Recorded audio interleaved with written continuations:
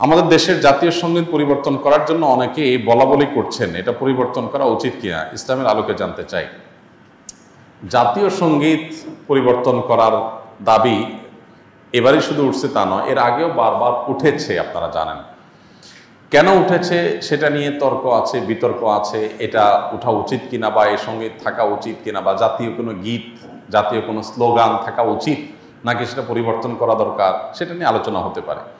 আমি সে আলোচনায় যাব, তার আগে একটু প্রাসঙ্গিক অন্য একটা বিষয় বলি। সেটা হলো যে দেশপ্রেমের নামে, দেশত্ববোধকতার নামে, দেশত্ববোধক কাজের নামে আপনি কোনো গীত, মিউজিক সংযুক্ত করে, বাদ্যযন্ত্র সংযোগে আপনি যদি কাউকে শুনতে বাধ্য করান, তাহলে সেটা তার স্বাধীনতার খর্ব করার শামিল, বিশেষ করে মুসলমানদের ক্ষেত্রে। কারণ ইসলাম যেহেতু বাদ্যযন্ত্র যোগে কোনো গান বাদ্যকে অ্যালাউ করে না, কোনো গানকে অ্যালাউ করে না, বিধায় আপনি দেশাত্মবোধক গানের নামে, দেশপ্রেমের নামে আপনি আমাকে যদি এটা চাপিয়ে দেন, তাহলে এটা হবে আমার অধিকার লঙ্ঘন করা, আমার অধিকার খর্ব করা। সোজা কথা, দেশের সংখ্যাগরিষ্ঠ মানুষ যেটাকে হারাম মনে করে, সেই কাজ আপনি দেশের মানুষের উপরে চাপিয়ে দিতে পারেন না। হ্যাঁ, দেশের একটা স্লোগান থাকলো, একটা গীত থাকলো, সেটার কথা মনের ভিতরে যদি আপত্তিকর কোনো কিছু না থাকে, সেটা ভিন্ন বিষয়, অবশ্যই সেটা গ্রহণযোগ্য হতে পারে। এবার আসা যাক এই গানটা নিয়ে, যে আমাদের যে জাতীয় সঙ্গীত আছে, আপনারা জানেন যে রবীন্দ্রনাথের লেখা এই গানটি বাংলাদেশের জন্মেরও আরো বহু আগে তিনি লিখেছেন। তো এই গীতটা মূলত বাংলাদেশকে কেন্দ্র করে লেখা হয়নি।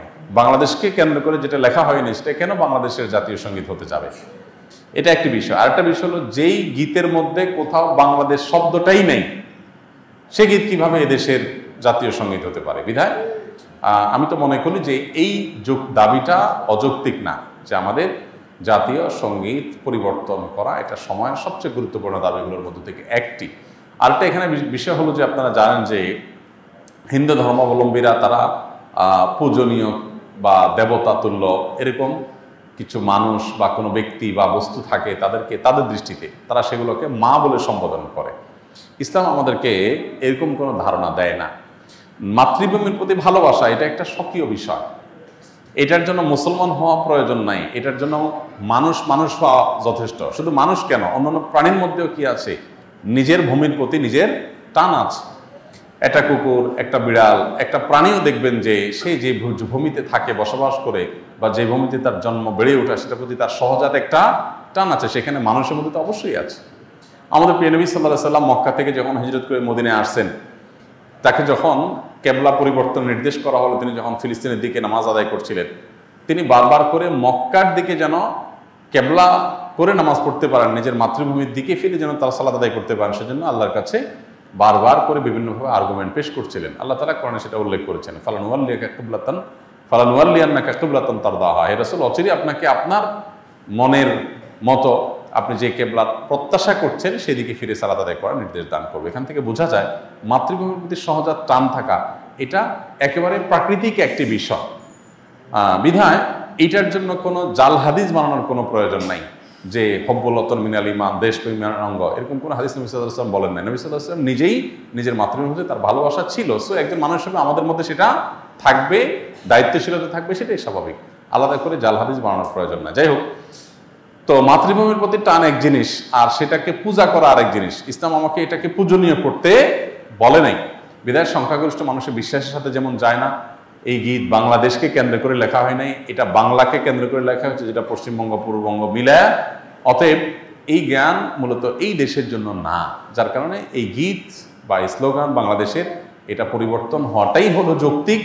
এটাকে যারা মনে করেন অপরিবর্তনীয় বা পরিবর্তনের দাবি তুললেই যারা মনে করেন যে বোধহয় সব গেল, তারা কি এটাকে কোরআন হাদিস মনে করেন নাকি, যে কোরআন হাদিস এটা পরিবর্তন করা যায় না, এটা তো পরিবর্তনযোগ্য। অতএব এটা পরিবর্তন করার দাবিটা আমি ব্যক্তিগতভাবে মনে করি যে অযৌক্তিক নয়।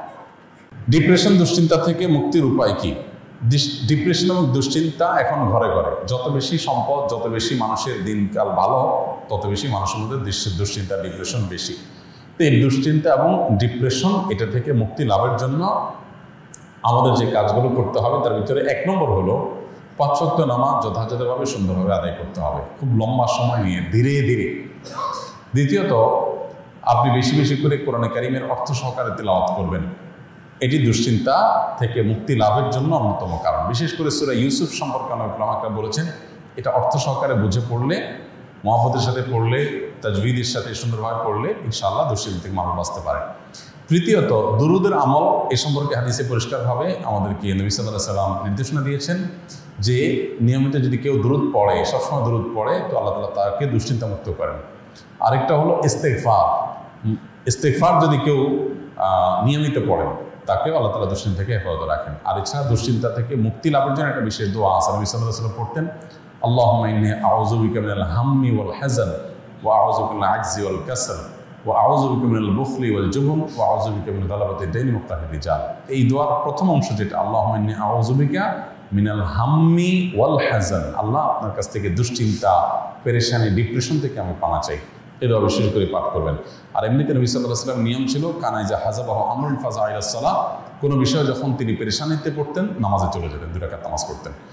আর এর বাইরে বিশেষ করে ভোর রাতে তাহাজ্জুদের সময় উঠে নিরিবিলি আল্লাহর সাথে একটু মন খুলে কথা বলেন, ইনশাআল্লাহ আল্লাহ তাআলা আপনার মানসিক অশান্তি দূর করবেন। আমি এক জাহেল ফ্যামিলির আলেম। আমার পারিবারিক অবস্থা এমন যে কেউ কারোর সাথে একান্ত প্রয়োজন ছাড়া কোনো কথাই বলে না। তবে গত 2-1 বছর আগে নিজে থেকে আগ্রহে সবার সাথে হাসি খুশি মজাক করার অনেক চেষ্টা করি, কিন্তু মানুষ তো অভ্যাসের দাস, সেই হিসাবে তাহার হয়ে ওঠেনি। এক্ষেত্রে আমার করণীয় কি? দেখুন, আমরা সবসময় বলি যে পরিবার যদি পরিপূর্ণ দিনদার না হয়, তাহলে সবাই আসলে দিনের উপরে চলতে পারে না, খুব কঠিন হয়। এখন পরিবারের যদি বেশিরভাগ সদস্যই জাহেল হয় বা দিনের ছোঁয়া থেকে দূরে থাকেন, তাহলে তাদেরকে আমরা দিনের পথে আনার জন্য চেষ্টা করতে পারি, কিন্তু হেদায়েতের মালিক কে? আল্লাহ। আপনি চেষ্টা করতে পারেন, আল্লাহ যদি হেদায়েত না লেগে থাকেন তার নসিবে, তাহলে আসলে সে হেদায়েত পাবে না। এখন চেষ্টাগুলো কিভাবে হতে পারে? কয়েকটা ওয়ে হতে পারে। নাম্বার 1, নিজেদের সুন্দর আচরণ, উত্তম ব্যবহার, উত্তম আখলাক দিয়ে আপনি তাদেরকে আপনার প্রতি আকৃষ্ট করতে পারেন। অনেক ছেলে আছে বাবাকে দিনের দাওয়াত দেয়, বাবা কথা শোনে না, হয়তো তার বাবা টাকা পয়সার জন্য স্ট্রাগল করছে, তো আপনি তাকে দাওয়াত দেওয়ার জন্য অনেক বেশি সিরিয়াস হয়ে যান, হালাল উপার্জন করে বাবার অভাব দূর করে দেন, তখন দেখবেন বাবা আপনার কথা এমনিতেই শুনবে। তো এইভাবে পরিবারের সদস্যদেরকে বৈধ উপায়ে তাদেরকে কনভিন্স করার চেষ্টা করতে হবে। এর বাইরে তাদেরকে হেদায়েতের জন্য আল্লাহর কাছে চোখের পানি ফেলে দোয়া করতে হবে। আমরা অনেকে শুধুমাত্র ওয়াজ নসিহত করে ছেড়ে দিই, আমি আল্লাহর কাছে দোয়া করবো, আসল তো তার দিলের মালিক আল্লাহ তাআলা।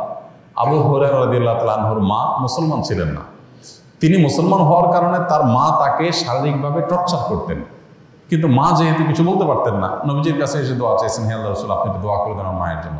আল্লাহ তাআলা দোয়া করেছেন, আল্লাহ আবু হুরায়রার মাকে আপনি হেদায়েত দান করেন। তিনি পরে যায় দেখেন তার মা ঈমান আনার জন্য প্রস্তুত হয়ে বসে আছেন। তো এই জন্য হেদায়েতের জন্য পরিবারের সদস্যদের নামে খুব সিরিয়াসনেসের সাথে, খুব আন্তরিকতার সাথে, খুব কায়মনোবাক্যে আল্লাহর কাছে চোখের পানি ফেলে দোয়া করতে থাকেন, তাদের নাম ধরে ধরে। আর এদিকে নিজের চেষ্টা অব্যাহত রাখেন। এরপর যদি হেদায়েত তারা না পায়, আল্লাহর পরে ন্যস্ত করে দেন, আপনার কোনো দায়িত্ব থাকলো না।